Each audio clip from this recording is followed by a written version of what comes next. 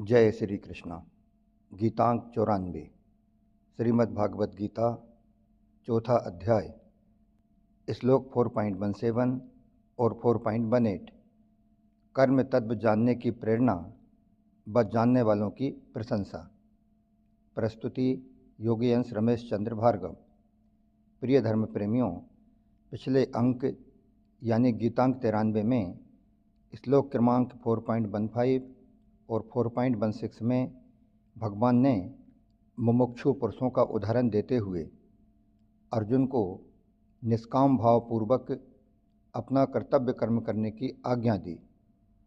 बस साथ ही उन्होंने अर्जुन को कर्मों के तत्व से जानकार कराने के उद्देश्य से उनके सामने अपने कर्मों की दिव्यता का विशेष वर्णन भी किया। इसके बाद अब श्लोक क्रमांक 4.17 और 4.18 इन दो श्लोकों में भगवान अर्जुन को कर्म तत्व जानने की प्रेरणा देते हैं, बस साथ ही साथ कर्मों के तत्व को जानने वालों की प्रशंसा भी करते हैं। आइए जानते हैं। श्लोक 4.17 कर्मणो ह्वापि बोधभ्यम च विकर्मणः अकर्मणश्च बोद्धव्यम गहना कर्मणो गति। अर्थात कर्म का तत्व भी जानना चाहिए, अकर्म का तत्व भी जानना चाहिए, साथ ही विकर्म का तत्व भी जानना चाहिए, क्योंकि कर्म की गति गहन है। स्वाध्याय मनन। कर्मणो ह्वापि बोधभ्यम। कर्म करते हुए निर्लिप्त रहना ही कर्म के सत्व को जानना है, जिसका वर्णन आगे 18वें श्लोक में कर्मण्य कर्म यह पश्चेत पदों से किया गया है। स्वरूप से एक नज़र आने पर भी अंतःकरण के भाव के अनुसार कर्म के 3 भेद हो जाते हैं: कर्म, अकर्म और विकर्म। सकाम भाव से की गई शास्त्र विहित क्रिया कर्म बन जाती है। फलेच्छा, ममता और आसक्ति से रहित होकर केवल दूसरों के हित के लिए किया गया कर्म अकर्म बन जाता है।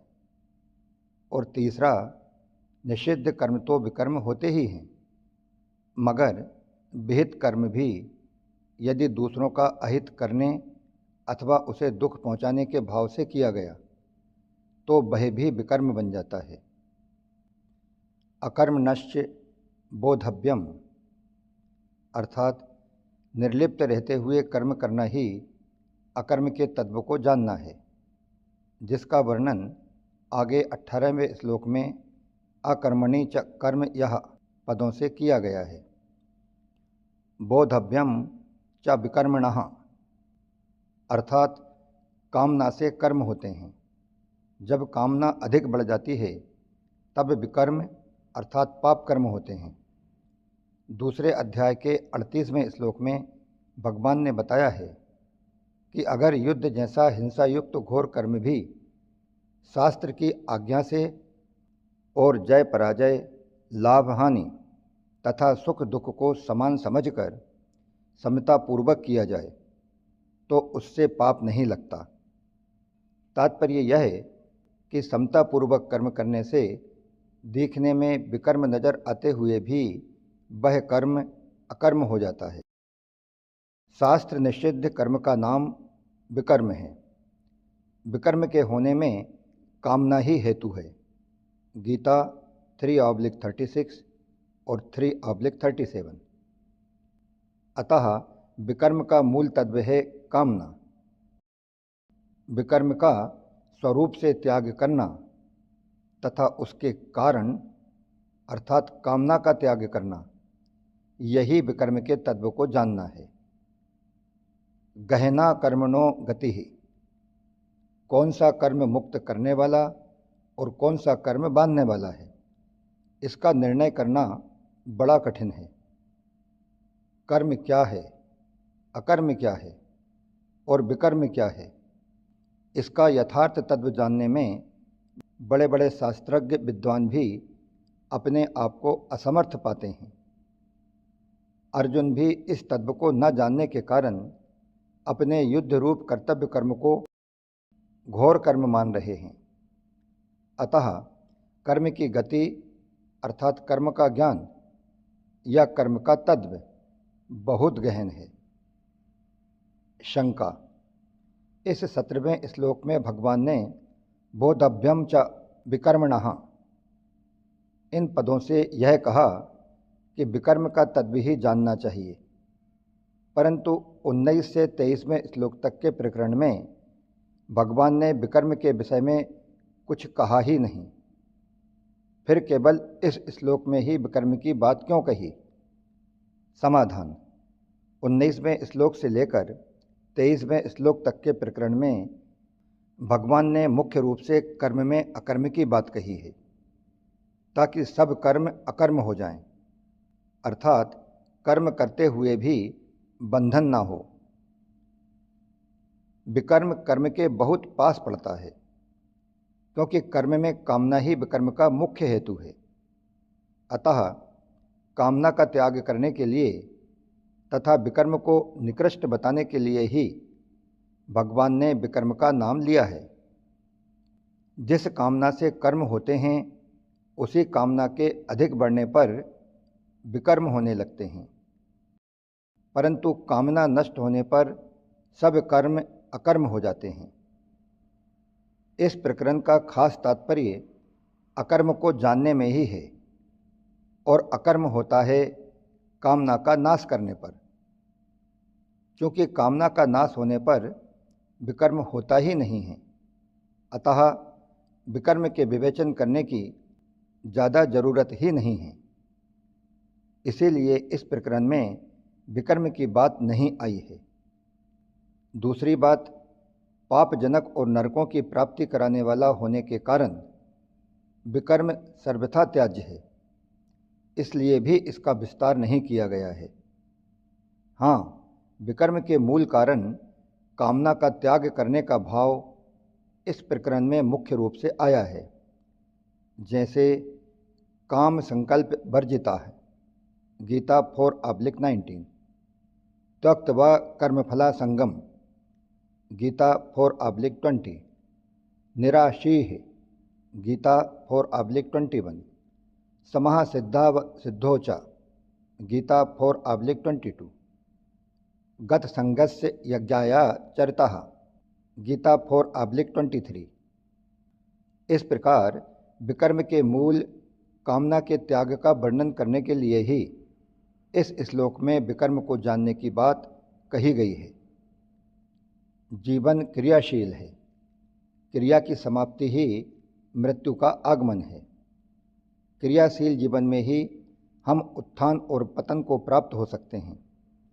एक स्थान पर स्थिर जल सड़ता और दुर्गंध फैलाता है, जबकि सरिता का प्रवाहित जल सदा स्वच्छ और शुद्ध बना रहता है। जीवन शक्ति की उपस्थिति में कर्मों का आत्यंतिक अभाव नहीं हो सकता, क्योंकि मनुष्य को जीवन पर्यंत क्रियाशील रहना आवश्यक है। इसलिए प्राचीन मनीषियों ने जीवन के सभी संभाव्य कर्मों का अध्ययन किया, क्योंकि वे महापुरुष जीवन का मूल्यांकन उसके पूर्ण रूप में करना चाहते थे। क्रिया ही जीवन है, निष्क्रियता से उन्नति और अधोगति दोनों ही संभव नहीं। गहन निद्रा अथवा मृत्यु की कर्मशून्य अवस्था मनुष्य के विकास में ना तो साधक है और ना ही बाधक। कर्म मनुष्य का निर्माण करते हैं। यह निर्माण इस बात पर निर्भर करता है कि मनुष्य किन कर्मों को अपने हाथों में लेता है।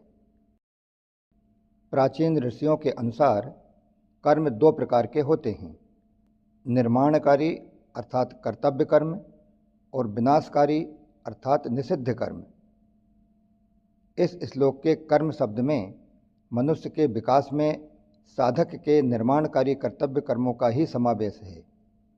जिन कर्मों से मनुष्य अपने मनुष्यत्व से नीचे गिर जाता है, उन कर्मों को यहाँ विकर्म कहा है, जिन्हें शास्त्रों ने निषिद्ध कर्म का नाम दिया है। कर्तव्य कर्मों का भी 3 प्रकार से वर्गीकरण किया गया है, नित्य, नैमित्तिक और काम्य। जिन कर्मों को प्रतिदिन करना आवश्यक है वे नित्य कर्म कहलाते हैं। किसी कारण विशेष को संज्ञान में लेकर किए जाने वाले करणीय कर्मों को नैमित्तिक कर्म कहा जाता है। इन दोनों प्रकार के कर्मों को करना अनिवार्य है। तीसरा, काम्य कर्म। किसी फल विशेष को पाने के लिए उचित साधन का उपयोग कर जो कर्म किया जाता है उसे काम्य कर्म कहते हैं। जैसे पुत्र या स्वर्ग पाने के लिए किया गया कर्म।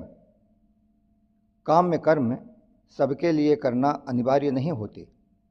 आत्म विकास के लिए विकर्म का सर्वथा त्याग और कर्तव्य का सभी परिस्थितियों में पालन करना चाहिए।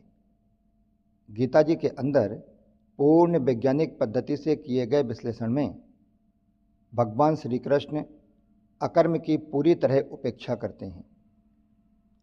यह अत्यंत आवश्यक है कि अपने भौतिक अभ्युदय तथा आध्यात्मिक उन्नति के इच्छुक साधक कर्मों के इस वर्गीकरण को भली प्रकार समझें।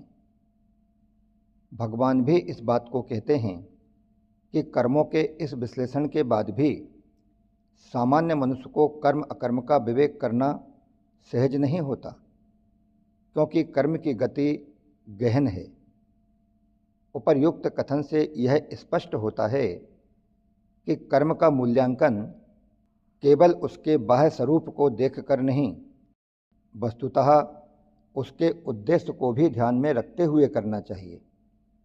उद्देश्य की श्रेष्ठता एवं शुचिता से व्यक्ति विशेष के कर्म श्रेष्ठ एवं पवित्र होते हैं। इस प्रकार भगवान का यह कथन कि कर्म की गति गहन है अत्यंत उचित है।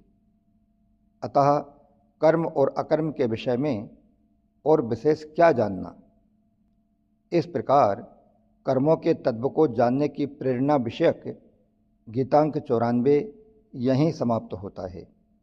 इसके बाद आगे भगवान कर्मों के तत्व को जानने वाले मनुष्य की प्रशंसा करते हैं। इसका स्वाध्याय मनन हम अगले अंक अर्थात गीतांक 95 में करेंगे। जय श्री कृष्णा। योगी अंश रमेश चंद्र भार्गव।